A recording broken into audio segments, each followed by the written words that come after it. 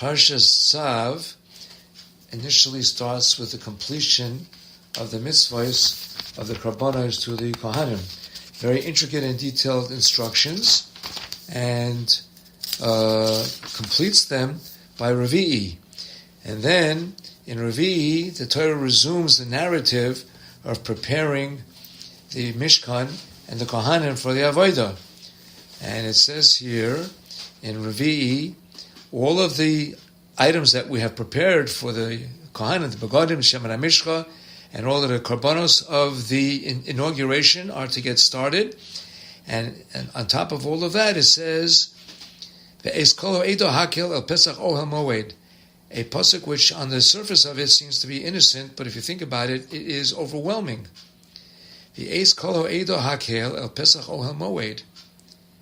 The entire congregation congregate in front of the Ohel Moed. You know how big the Ohel Moed was? 50 by 100 amos. You're talking about 3 million people.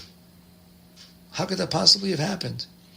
The answer is, how is a Kadosh Baruch Hu stronger than Og Melech HaBashan? Kadosh Baruch Hu can fit into a mouse hole, but Og Melech HaBashan cannot. Rashi on the spot alludes to this and says, Ze echad men ha'makoimos shehichzik muot es hamaruba. Kadosh Baruch Hu can fit all of Klal Yisrael into a suitcase if he so desires and so needs. The Kadosh Baruch Hu was able to do this gigantic nace in order to have all of Klal Yisrael participate in the inauguration, the Chanukas Abayis, and the Chanukas, the Kohanim's Avodah. There are 2 lessons here that come to my mind. Number 1, that the Kadosh Baruch Hu is interested in each and every one of us participating in this event, because each and every one of us is important enough to be there, being there. And number 2, HaKadosh Baruch Hu's Gevura, that we're able to see HaKadosh Baruch Hu's Gevura even in the little things. An innocent pasuk like this, hiding HaKadosh Baruch Hu's Gevura, which is Hashem's derech. There's a story that I saw recently in one of the sheets, which I thought I would share with you, keeping these 2 topics in mind.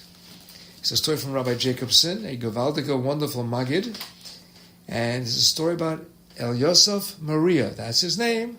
El Yosef Maria, M-A-R-I-A.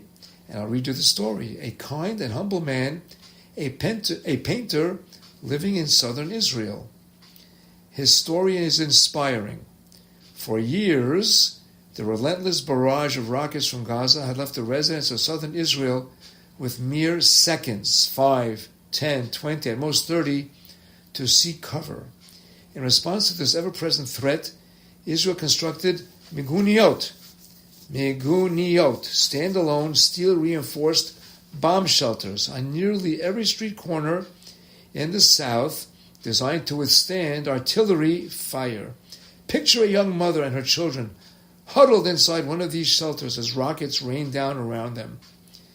Though these structures offered physical protection, their stark, gray concrete exteriors only added to the sense of fear and isolation.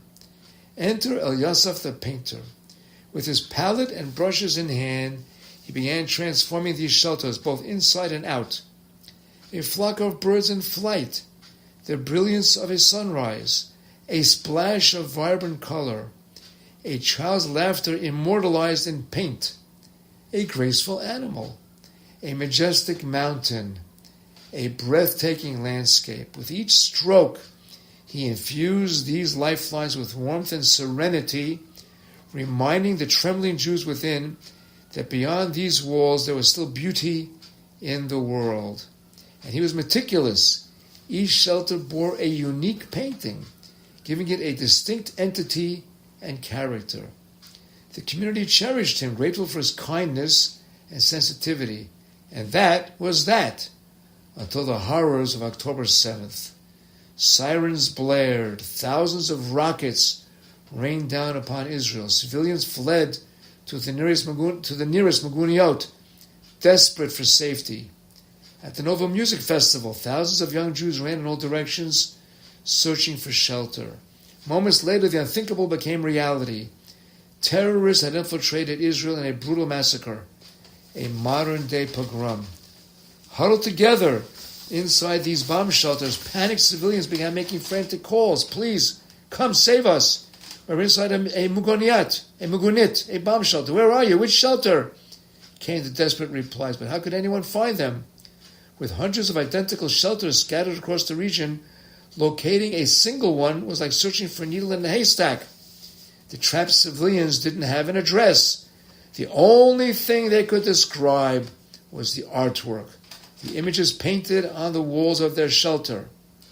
El Yosef's phone erupted with calls and messages from frantic family members. The only clue we have is a painting, they told him. Our loved one sent us pictures. A butterfly with two small boys chasing it, a girl in a green dress holding a white balloon.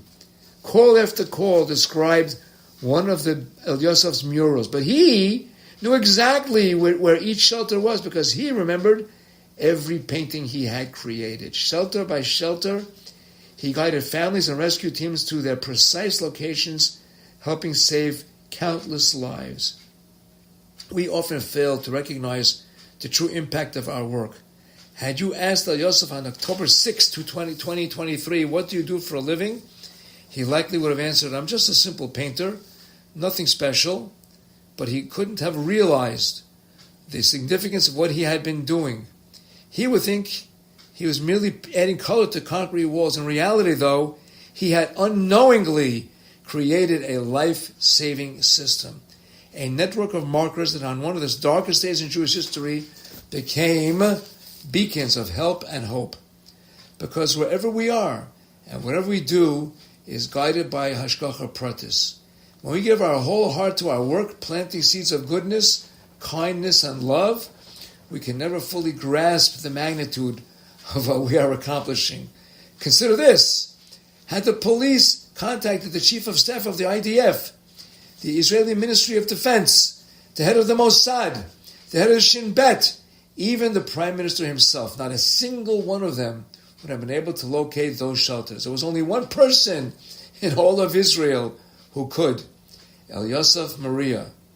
The Gemara teaches us every person should always say Bishvili Nivra Ha'olam, Sanhedrin Lamed Zayin Amud Aleph. We often struggle to believe this. Really? For me, the entire world was created? But El Yosef's story proved it so. There was something only he could accomplish, something no one else in Israel, even the world, could have done. We often see ourselves as ordinary people, simply trying to make it through life. This is a shallow perspective. Yiddishkeit teaches us that Hashem tells each of us, I need you. No matter where you are, what you do, your emotional state, your circumstances, your presence in this world is purposeful. You are here to save lives, to lift hearts, to bring light into darkness. Like El Yosef, you have something to offer that no one else can. Hashem is waiting for you to paint your picture and to illuminate the world with your unique light. Good Shabbos.